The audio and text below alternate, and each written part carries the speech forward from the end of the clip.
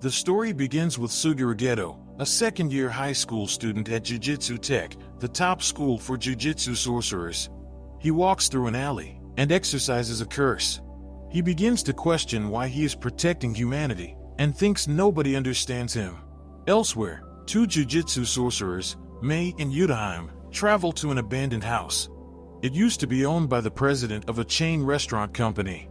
The house is now haunted due to the family committing suicide and is now a popular hotspot for curses. They are invisible to the human eye, except for Jujutsu sorcerers. As Jujutsu sorcerers, Yutaheim and Mei were hired to get rid of these creatures. When they enter the house, Mei tells Yutaheim to split up to make the search easier for them. She takes the first floor, while Yutaheim takes the second floor.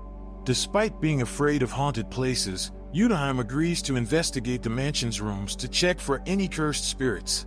She searches, but none of the rooms have curses, and when she finishes the last room, Mei taps her back and startles her.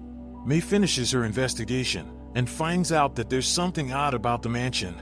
There are no creatures or cursed spirits roaming around whatsoever.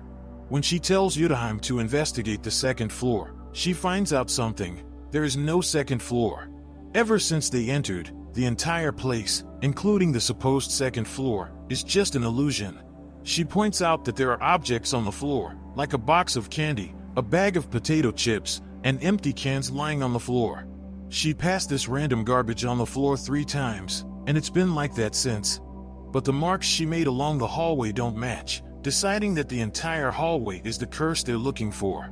The duo investigates for 30 minutes and walked at least 4 kilometers, but the hallway still doesn't end. So Mei asks Yutaheim how she'll break the barrier trapping them.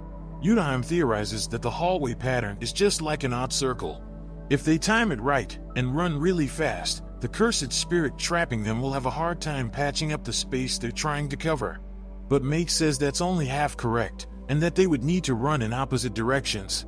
They decide to go with that plan, and the duo runs in opposite directions, causing the illusion to be destroyed. As they tear the illusion, the whole house collapses. The duo arrives outside, and they see the strongest modern-day Jujutsu sorcerer, Satoru Gojo, with 2 other students, Geto and Shoko. Gojo asks Yutaheim if she's crying, and Yutaheim yells at Gojo and tells him to respect her as his upperclassman. Suddenly the cursed spirit attacks on her, but Geto captures it with his own curse.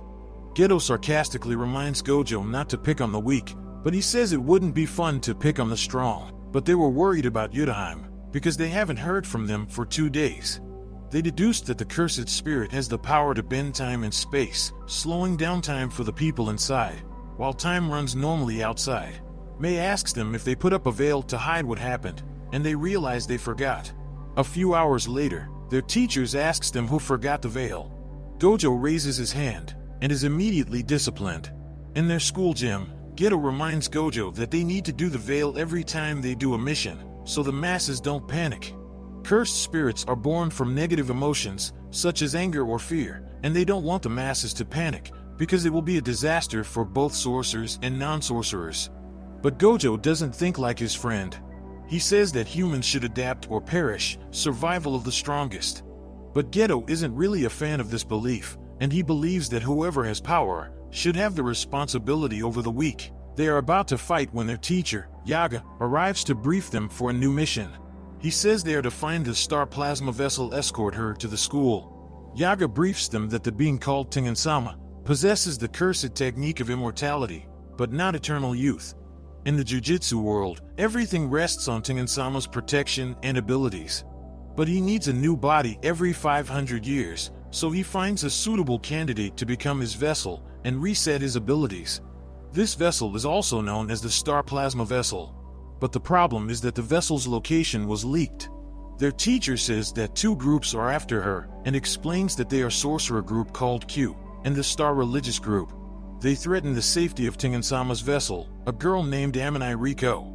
Yaga tells them that their task is to extract the girl safely and make sure that she becomes the next Tengen-sama. Gojo and Geto arrive outside the building. Geto arrives at Riko's place, but suddenly a bomb explodes, which sends Riko flying down. Geto immediately goes after her and saves her from her pursuers. Meanwhile, Gojo gets attacked by another Q group member, and tells him he'll fight him as long as he doesn't cry. But unbeknownst to both sorcerers, a third party is plotting their next move. A few minutes later, Geto makes tea while interrogating the enemy. The cursed user threatens him and says they have their strongest fighter with them, so they won't lose.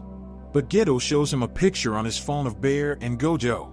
With the failure of Riko's capture, the Q organization collapses. Elsewhere, a man is betting on boat races. Another man approaches him and asks him if he has an update on the situation. The man says he's up against Satoru Gojo, so he's using idiots to wear him down. The businessman gets up to leave and calls him the sorcerer killer. But before he leaves, he turns around and asks him how his son Megumi is doing. Later that day, Riko wakes up in Gojo's arms. She slaps him and says he will be the first to die.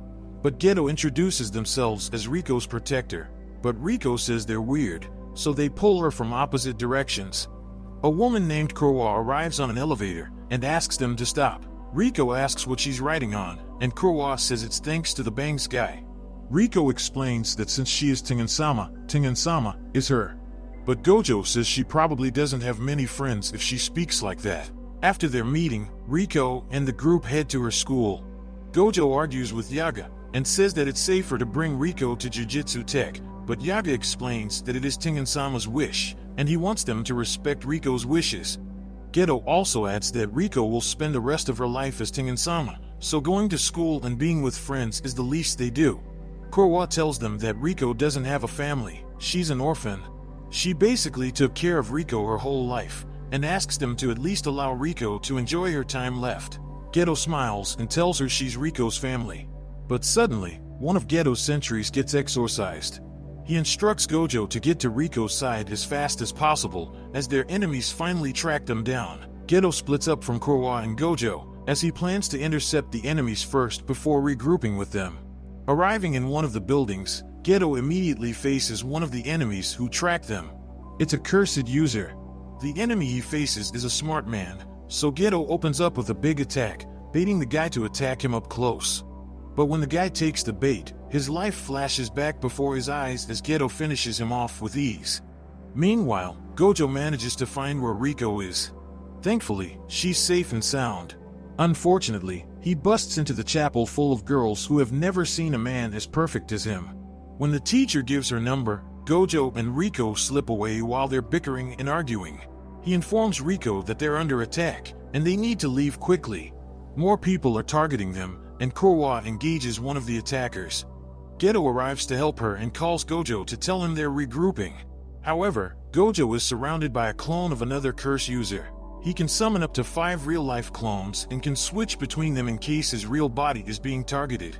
He attacks Gojo, but Gojo's infinity barrier prevents them from hitting him. His innate power, Limitless, allows him to use the infinity that exists between him and the world, which makes it harder for people to hit him, as they're hitting the infinity that exists between their spaces. The man retreats, and Gojo corners him, and tries to use his reversed curse technique Red on him. But it doesn't work as expected, so Gojo punches him instead. A few seconds later, Riko receives a message. Her attendant and friend, Kurwa, was captured by the enemy. Geto apologizes for leaving Kurwa behind, thinking that she can fend off for herself.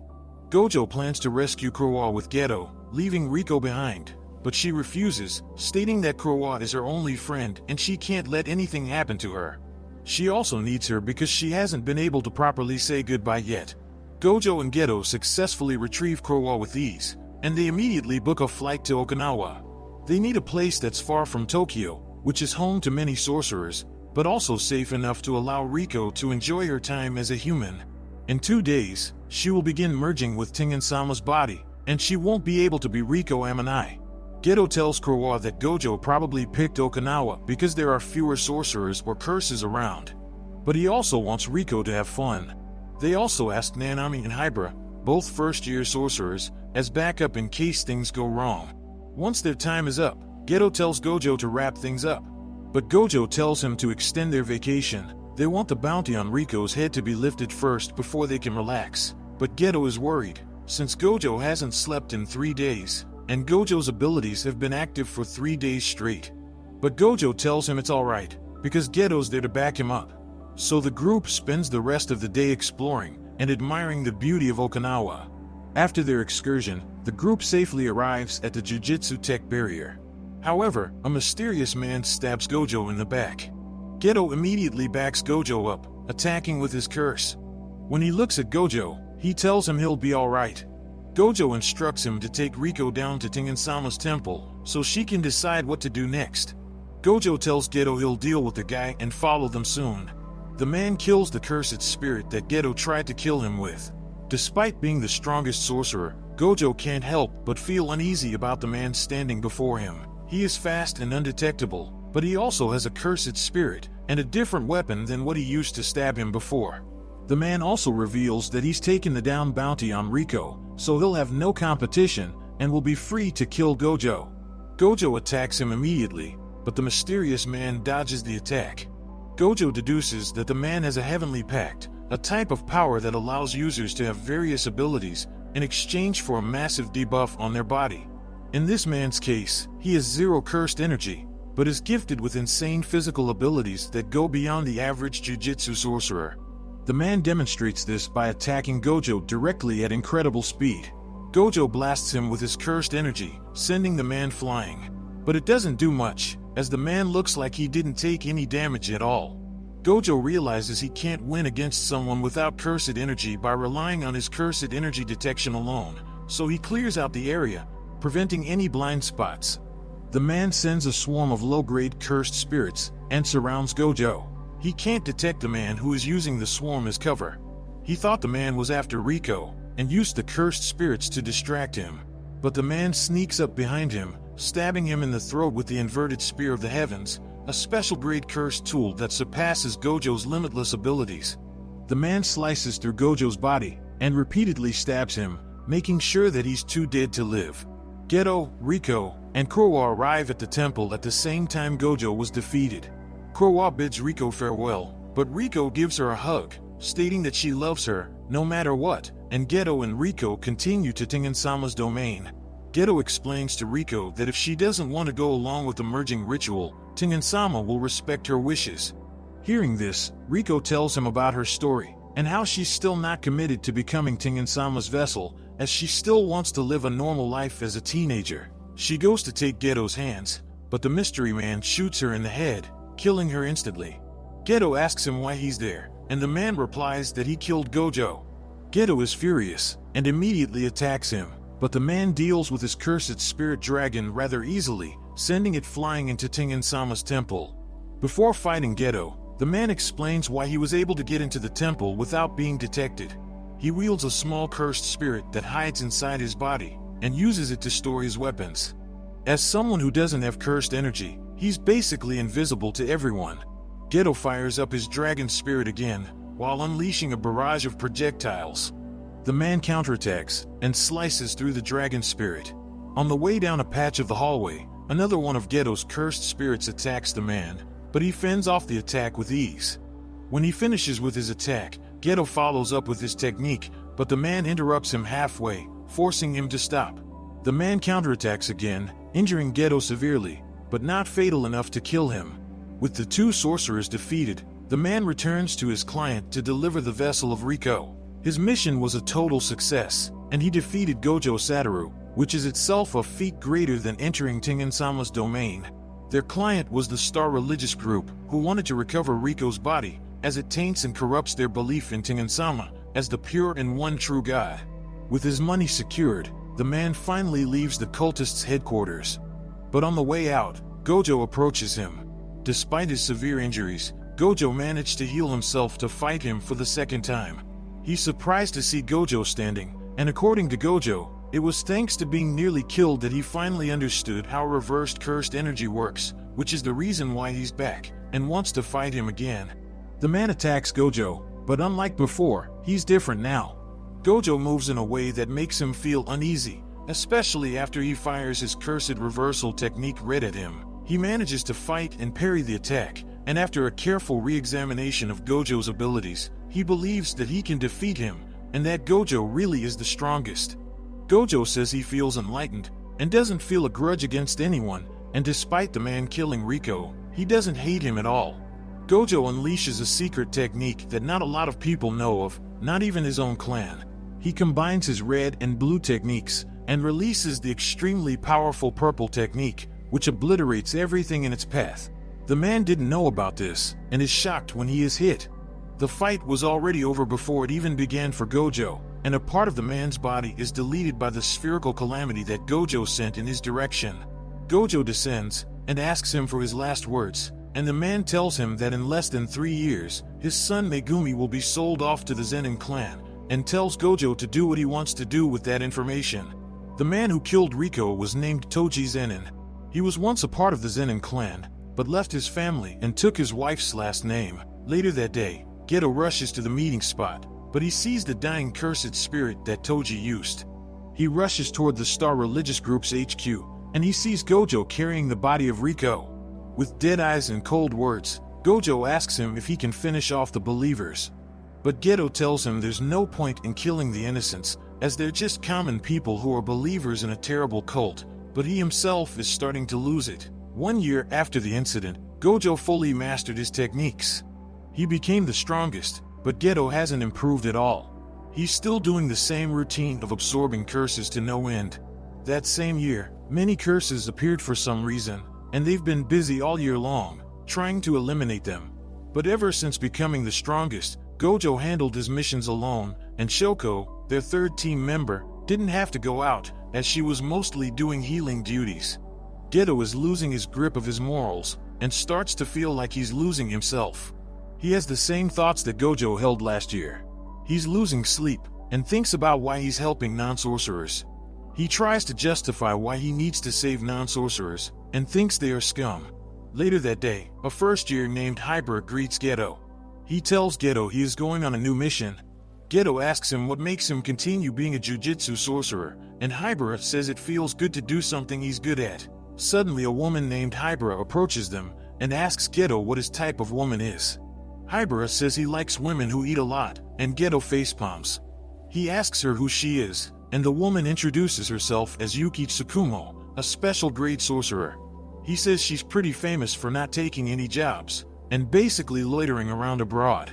But Yuki tells him she's not interested in Jujutsu Tech's policies.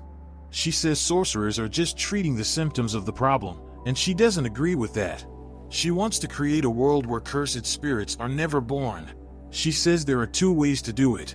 1. Eliminate the cursed energy leaking from humanity, or 2. Turn humans into Jujutsu sorcerers like them, so they can defend themselves.